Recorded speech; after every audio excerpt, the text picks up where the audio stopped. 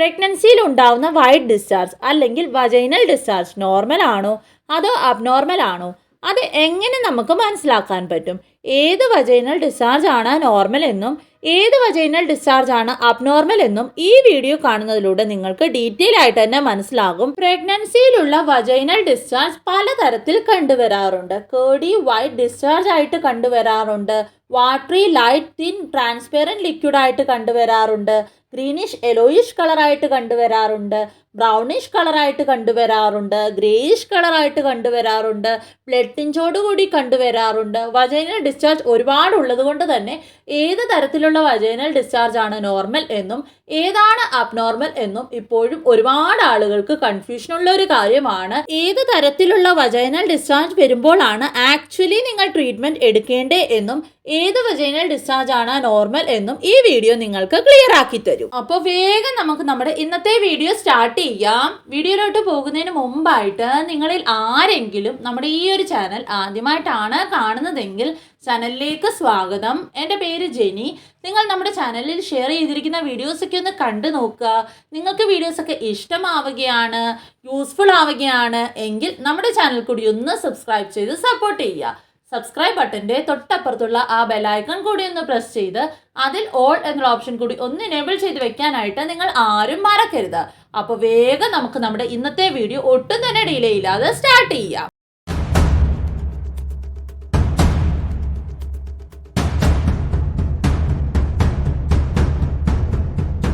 പ്രഗ്നൻസിയിൽ white discharge അല്ലെങ്കിൽ vaginal discharge കുറച്ച് കൂടുതൽ ആയിരിക്കും. അത് പ്രഗ്നൻ്റ് ആയ എല്ലാവരും തന്നെ അനുഭവിക്കുന്ന കാര്യമായിരിക്കും.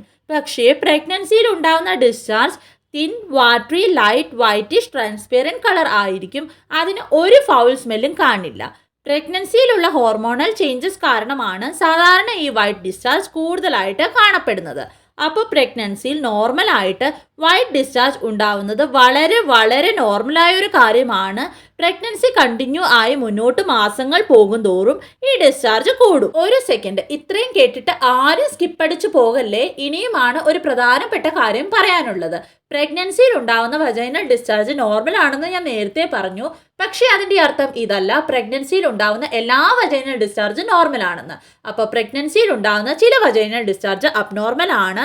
അത് എങ്ങനെയൊക്കെയാണ്, എന്തൊക്കെയാണ്, അതിൻ്റെ ട്രീറ്റ്മെൻറ്റ് എന്താണ് എന്നൊക്കെ നിങ്ങൾ മനസ്സിലാക്കണം. അത് അത്യാവശ്യമാണ്. ഇനി ഞാൻ പറയാൻ പോകുന്ന ഡിസ്ചാർജസ് ആണ് നിങ്ങൾക്കുണ്ടാവുന്നതെങ്കിൽ നിങ്ങൾ നിങ്ങളുടെ ഗൈനക്കോളജിസ്റ്റിനെ തീർച്ചയായിട്ടും ഇൻഫോം ചെയ്യണം. കൂടെ തന്നെ അതിൻ്റെ പ്രോപ്പർ ട്രീറ്റ്മെൻറ്റ് എടുപ്പിക്കണം. അത് വളരെ വളരെ ഇമ്പോർട്ടൻ്റ് ആയ ഒരു കാര്യമാണ്. അപ്പോൾ അബ്നോർമൽ ഡിസ്ചാർജസ് ഏതൊക്കെയാണെന്ന് ഇനിയും 1 by 1 ആയിട്ട് നമുക്ക് നോക്കാം. നോർമൽ ഡിസ്ചാർജ് ഞാൻ നേരത്തെ പറഞ്ഞല്ലോ, വാട്ടറി തിൻ ആയിട്ടായിരിക്കും, ട്രാൻസ്പെറൻറ്റ് ആയിരിക്കും, ലൈറ്റ് വൈറ്റ് ആയിട്ടായിരിക്കും കളർ, ഫൗൾ സ്മെൽ ഒന്നും കാണില്ല. അപ്പോൾ അബ്നോർമൽ ഡിസ്ചാർജ് ഏതാണ്? നമുക്ക് നോക്കാം. അപ്പോൾ നിങ്ങളുടെ ഡിസ്ചാർജ് തിക്ക് കേർഡി വൈറ്റ് ആണെങ്കിൽ, തൈര് പോലെയാണെങ്കിൽ അപ്പോൾ അത് അബ്നോർമൽ ഡിസ്ചാർജ് ആണ്. അത് ഫംഗൽ ഇൻഫെക്ഷൻ്റെ കാരണമായിരിക്കും. അപ്പോൾ തീർച്ചയായിട്ടും നിങ്ങൾ ഡോക്ടറെ ഇൻഫോം ചെയ്യുക തന്നെ വേണം. അതിൻ്റെ പ്രോപ്പർ ട്രീറ്റ്മെൻറ്റ് എടുക്കുക തന്നെ വേണം. അത് വളരെ വളരെ ഇമ്പോർട്ടൻ്റ് ആയ ഒരു കാര്യമാണ്. ഒരു പക്ഷേ നിങ്ങളുടെ ഡിസ്ചാർജ് ഗ്രേ ബ്രൗണിഷ് കളറിൻ്റെ ആണെങ്കിൽ, അതിൽ ചീഞ്ഞ മീനിൻ്റെ സ്മെല്ലാണ് വരുന്നതെങ്കിൽ അപ്പോൾ ബാക്ടീരിയൽ വജൈനോസിസ് എന്ന് പറഞ്ഞ കണ്ടീഷൻ ആകാൻ സാധ്യതയുണ്ട്. അപ്പോഴും നിങ്ങൾ ഡോക്ടറെ കാണിക്കുക. ഒരുപക്ഷെ നിങ്ങളുടെ ഡിസ്ചാർജിൽ നിന്ന് ഒരുപാട് ഫൗൾ സ്മെൽ വരുന്നുണ്ടെങ്കിൽ, ഗ്രീനിഷ് യെലോയിഷ് കളറിൻ്റെ ആണെങ്കിലോ അപ്പോൾ എന്തെങ്കിലും തരത്തിലുള്ള ഇൻഫെക്ഷൻ ആകാൻ സാധ്യതയുണ്ട്. തീർച്ചയായിട്ടും നിങ്ങൾ അപ്പോഴും ഗൈനക്കോളജിസ്റ്റിനെ ഇൻഫോം ചെയ്യുക. ട്രീറ്റ്മെൻറ്റ് കറക്റ്റായിട്ട് എടുക്കുക. ചിലപ്പോൾ ഈ ഡിസ്ചാർജ് ബ്രൗൺ കളറിൻ്റെ ആയിരിക്കും. ബ്രൗൺ കളറിൻ്റെ ഡിസ്ചാർജ് വരുന്നതിൻ്റെ കാരണം എന്ന് പറയുന്നത് അതിൽ ചെറിയ എമൗണ്ടിൽ ബ്ലഡ് കാണും. ബ്ലഡിൻ്റെ ഒരു ടെൻഡൻസി എന്ന് പറയുന്നത് അത് അവിടെ നേരത്തെ ഉള്ള പഴയ ബ്ലഡ് ആണെങ്കിൽ അത് ബ്രൗൺ കളറിൽ കൺവേർട്ട് ആകും. പഴയ ബ്ലഡ് ആണ് ഈ ബ്രൗൺ കളറിൽ കാണുന്നത്. ബൈ ചാൻസ് യൂട്രസിൽ നേരത്തെ എപ്പോഴെങ്കിലും ചെറിയ തോതിലുള്ള ബ്ലീഡിംഗ് ഉണ്ടായിട്ടുണ്ടെങ്കിൽ വജൈനൽ ഡിസ്ചാർജ് ബ്രൗൺ കളറിലായിട്ടായിരിക്കും വരുന്നത്. അപ്പോഴും നിങ്ങൾ ഡോക്ടറെ ഇൻഫോം ചെയ്യേണ്ടത് വളരെ അത്യാവശ്യമാണ്. ചിലപ്പോൾ ഈ ഡിസ്ചാർജ് ബ്ലഡ് സ്റ്റെയിൻ ഡിസ്ചാർജ് ആയിട്ടായിരിക്കും വരുന്നത്. കളർ ഒരു പിങ്കിഷ് റെഡ് കളർ ആയിട്ടായിരിക്കും വരുന്നത്. ഇത് നോർമൽ ഡിസ്ചാർജ് അല്ല. നിങ്ങളുടെ ഏർലി പ്രഗ്നൻസി ആണെങ്കിൽ, ആദ്യത്തെ 3 മാസത്തിനുള്ളിലാണ് നിങ്ങൾക്ക് ഇങ്ങനെ കാണുന്നതെങ്കിൽ അത് പ്രഗ്നൻസി മിസ്കാരേജ് ആകാനുള്ള ഒരു ചാൻസ് ആയിട്ടായിരിക്കും കാണുന്നത്. അല്ലെങ്കിൽ എക്ടോപിക് പ്രഗ്നൻസി ആയിരിക്കും.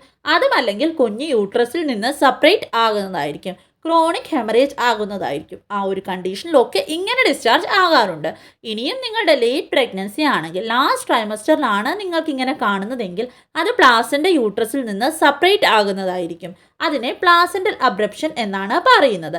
ചിലപ്പോൾ പ്ലാസൻ്റെ ലോലൈങ് ആയിരിക്കും, അതിനെ പ്ലാസൻ്റ പ്രീവിയ എന്നാണ് പറയുന്നത്. അപ്പോഴും ഇങ്ങനെ ഡിസ്ചാർജ് ഉണ്ടാവാറുണ്ട്. അപ്പോൾ എപ്പോഴെങ്കിലും നിങ്ങളുടെ ഡിസ്ചാർജ് ബ്ലഡ് സ്റ്റെയിൻ ആയിട്ടാണ് കാണുന്നതെങ്കിൽ ഡെഫിനറ്റ്ലി നിങ്ങൾ ഡോക്ടറെ ഇൻഫോം ചെയ്യണം. അത് കമ്പൽസറി ആണ്. അതൊരു വാർണിംഗ് സിഗ്നൽ ആകാം. അപ്പോൾ നിങ്ങൾക്ക് പ്രഗ്നൻസിയിൽ ഈ തരത്തിലുള്ള വജൈനൽ ഡിസ്ചാർജ് ഉണ്ടാവുന്നുണ്ടെങ്കിൽ തീർച്ചയായിട്ടും നിങ്ങൾ കാണിക്കുന്ന ഗൈനക്കോളജിസ്റ്റിനെ എന്തായാലും കാണിക്കാൻ നിങ്ങൾ മറക്കരുത്. ഇനി 9 മാസം കംപ്ലീറ്റ് ആയി കഴിഞ്ഞിട്ടായിരിക്കും ചിലവർക്ക് ചെറിയ പിങ്കിഷ് ഡിസ്ചാർജ് അല്ലെങ്കിൽ ബ്ലഡ് സ്റ്റെയിൻ ഡിസ്ചാർജ് ഉണ്ടാവുന്നത്. അത് ലേബർ സ്റ്റാർട്ട് ആകുമ്പോഴും ഉണ്ടാകാറുണ്ട്. അപ്പോൾ നിങ്ങൾക്ക് എപ്പോൾ ബ്ലഡ് സ്റ്റെയിൻ ഡിസ്ചാർജ് വരുന്നുണ്ടെങ്കിലും നിങ്ങൾ നിങ്ങളുടെ ഡോക്ടറെ എന്തായാലും കൺസൾട്ട് ചെയ്യണം. അപ്പോൾ ഇതൊക്കെയാണ് പ്രഗ്നൻസിയിൽ ഉണ്ടാവുന്ന നോർമൽ വജൈനൽ ഡിസ്ചാർജും അബ്നോർമൽ വജൈനൽ ഡിസ്ചാർജും. അപ്പോൾ ഇനിയും നമുക്ക് പ്രഗ്നൻസിയിൽ ഒരു തരത്തിലുള്ള അബ്നോർമൽ ഡിസ്ചാർജും വരാതിരിക്കാൻ വേണ്ടിയിട്ട് എന്ത് ചെയ്യാൻ പറ്റുമെന്ന് നോക്കാം. പ്രഗ്നൻസിയിൽ വജൈനൽ ഇൻഫെക്ഷൻ വരാതിരിക്കാൻ എന്തൊക്കെ ചെയ്യണം, എന്തൊക്കെയാണ് ശ്രദ്ധിക്കേണ്ടതെന്ന് ഡീറ്റെയിൽ ആയിട്ട് ഇനിയും നമുക്ക് നോക്കാം. ഡെഫിനറ്റ്ലി പ്രഗ്നൻസിയിൽ ഉണ്ടാവുന്ന വജൈനൽ ഇൻഫെക്ഷൻസ് പ്രിവെൻറ്റ് ചെയ്യാൻ പറ്റും. അതിന് വേണ്ടിയിട്ട് വജൈന നന്നായിട്ട് ക്ലീൻ ചെയ്യണം, നന്നായിട്ട് അവിടുത്തെ ഹൈജീൻ മെയിൻറ്റെയിൻ ചെയ്യണം. അതിനായിട്ട് എപ്പോഴും വജൈനൽ ഏരിയ ഡ്രൈ ആയിട്ട് വെക്കാൻ ശ്രമിക്കുക. യൂറിൻ പാസ് ചെയ്ത് കഴിയുമ്പോഴും സ്റ്റൂൾ പാസ് ചെയ്ത് കഴിയുമ്പോഴും ഒക്കെ അവിടെ ക്ലീൻ ചെയ്തതിന് ശേഷം സോഫ്റ്റ് കോട്ടൺ ടവൽ വെച്ച് അവിടെ ഡ്രൈ അപ്പ് ചെയ്ത് വെക്കാൻ ശ്രമിക്കുക. അപ്പോൾ അവിടെ ഇൻഫെക്ഷൻ ഉണ്ടാവില്ല. വജൈനൽ ഏരിയ വെറ്റായിട്ടിരിക്കുമ്പോൾ ഫംഗൽ ഇൻഫെക്ഷൻ ഉണ്ടാവാനുള്ള പോസിബിലിറ്റി കൂടുകയാണ് ചെയ്യുന്നത്. അപ്പോൾ വജൈനൽ ഏരിയ ഡ്രൈ ആയിട്ട് വെക്കുക. നിങ്ങൾ ഡ്രൈ ആക്കി വെക്കാൻ വൈപ്പ് ചെയ്യുമ്പോൾ ഒരു കാര്യം പ്രത്യേകം ശ്രദ്ധിക്കാനുണ്ട്. ഫ്രണ്ടിൽ നിന്ന് ബാക്കിലോട്ട് വേണം വൈപ്പ് ചെയ്യാനായിട്ട്. അതെ, ഫ്രണ്ട് ടു ബാക്ക്, മുമ്പിൽ നിന്ന് പുറകോട്ട്. ഒരിക്കലും പുറകിൽ നിന്ന് മുമ്പോട്ട് വൈപ്പ് ചെയ്യരുത്. കാരണം പുറകിൽ ഏനൽ ഏരിയ ആണ്. ആദ്യം നിങ്ങൾ പുറകിൽ വൈപ്പ് ചെയ്ത് പിന്നീട് ഫ്രണ്ടിലോട്ട് വൈപ്പ് ചെയ്യുമ്പോൾ ഏനൽ ഇൻഫെക്ഷൻസ് നിങ്ങളുടെ വജൈനലിലോട്ട് ട്രാൻസ്ഫർ ആകാൻ സാധ്യതയുണ്ട്. അപ്പോൾ എപ്പോഴും വൈപ്പിംഗ് ഫ്രണ്ടിൽ നിന്ന് ബാക്കിലോട്ട് വേണം ചെയ്യാനായിട്ട്. നിങ്ങളുടെ അണ്ടർ ഗാർമെന്റ്സ് പ്യൂർ കോട്ടൺ ആയിരിക്കണം. ഒരുപാട് ടൈറ്റ് ആയിട്ടുള്ള ക്ലോത്തിങ്സ് പ്രഗ്നൻസിയിൽ ഇടാതിരിക്കുന്നതാണ് എപ്പോഴും ബെറ്റർ. ഒരുപാട് ടൈറ്റ് ആയിട്ടുള്ള ക്ലോത്തിങ്സ് നിങ്ങൾ പ്രഗ്നൻസിയിൽ ഉപയോഗിക്കുമ്പോൾ അവിടെ മോയ്സ്ചർ നിലനിൽക്കും. അപ്പോൾ അത് ഇൻഫെക്ഷൻ പ്രൊമോട്ട് ചെയ്യും. വജൈനൽ ഏരിയയിൽ ഒരു തരത്തിലുള്ള സെൻറ്റഡ് ഐറ്റംസ്, ഡിയോ, പെർഫ്യൂം ഒക്കെ പോലത്തെ ഒരിക്കലും നിങ്ങൾ ഉപയോഗിക്കരുത്. പ്രോബയോട്ടിക്സിൻ്റെ ഇൻടേക്ക് നിങ്ങളുടെ ഡയറ്റിൽ നന്നായിട്ട് ഇൻക്ലൂഡ് ചെയ്യുക. പ്രോബയോട്ടിക്സ് പ്രഗ്നൻസിയിൽ എത്രമാത്രം ഇമ്പോർട്ടൻ്റ് ആണെന്നും പ്രഗ്നൻസിയിലുള്ള കുഞ്ഞിൻ്റെ ഗ്രോത്തിനും അതുപോലെ തന്നെ വെയിറ്റ് ഗെയിനിനും പ്രോബയോട്ടിക്സ് എങ്ങനെയൊക്കെയാണ് ഹെൽപ്പ് ചെയ്യുന്നതെന്നും നിങ്ങൾക്ക് ഡീറ്റെയിൽ ആയിട്ട് ഇന്നത്തെ വീഡിയോ കാണുമ്പോൾ മനസ്സിലാകും. അതുപോലെ തന്നെ പ്രോബയോട്ടിക്സ് ഏതൊക്കെ ഐറ്റംസിലാണ് കിട്ടുന്നതെന്നും നിങ്ങൾക്ക് ആ വീഡിയോ ചെക്ക് ചെയ്യുന്നതിലൂടെ മനസ്സിലാകും. അപ്പോൾ ആ വീഡിയോ നിങ്ങൾ ആരെങ്കിലും കണ്ടിട്ടില്ല എങ്കിൽ കാണാൻ ആഗ്രഹമുണ്ടെങ്കിൽ ഡിസ്ക്രിപ്ഷൻ ബോക്സിൽ ആ വീഡിയോയുടെ ലിങ്ക് കൊടുക്കുക. നിങ്ങൾ ആ വീഡിയോ ഒന്ന് ചെക്ക് ചെയ്ത് നോക്കുക. പ്രോബയോട്ടിക്സ് വജൈനയുടെ pH മെയിൻറ്റെയിൻ ചെയ്യാനും സഹായകരമാകും. അപ്പോൾ ഫംഗൽ ഇൻഫെക്ഷൻ്റെയും ബാക്ടീരിയൽ ഗ്രോത്തിനെയും അത് പ്രിവെൻറ്റ് ചെയ്യും. ഇത്രയൊക്കെ നിങ്ങൾ ശ്രദ്ധിച്ചാൽ ഡെഫിനറ്റ്ലി പ്രഗ്നൻസിയിൽ ഉണ്ടാകുന്ന അബ്നോർമൽ വജൈനൽ ഡിസ്ചാർജിൻ്റെ പോസിബിലിറ്റി നിങ്ങൾക്ക് കുറയാൻ സഹായകരമാകും. വജൈനൽ ഇൻഫെക്ഷൻ നിങ്ങൾക്ക് ഉണ്ടാവില്ല. ഇതൊരു ഇമ്പോർട്ടൻറ്റ് കാര്യമാണ്. നിങ്ങൾക്ക് വജൈനൽ ഇൻഫെക്ഷൻസ് ഉണ്ടായാൽ അത് പ്രീടേം ഡെലിവറി ആകാൻ കാരണമാകും. അതുപോലെ തന്നെ ആദ്യമൊക്കെയാണ് വജൈനൽ ഇൻഫെക്ഷൻ ഉണ്ടാവുന്നതെങ്കിൽ അത് മിസ്കാരേജ് ആകാനും കാരണമാകും.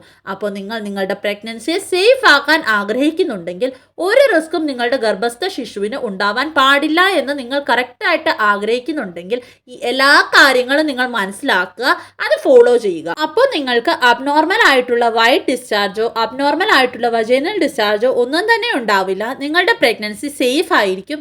നിങ്ങളുടെ ഗർഭസ്ഥ ശിശു ഹെൽത്തി ആയിട്ടിരിക്കും. ഇനിയും നിങ്ങളിൽ ആർക്കെങ്കിലും എന്തെങ്കിലും ഡൗട്ടോ മറ്റ് കൺഫ്യൂഷൻസോ ഉണ്ടെങ്കിൽ തീർച്ചയായിട്ടും നിങ്ങൾ കമൻറ്റ് ചെയ്ത് ചോദിക്കുക.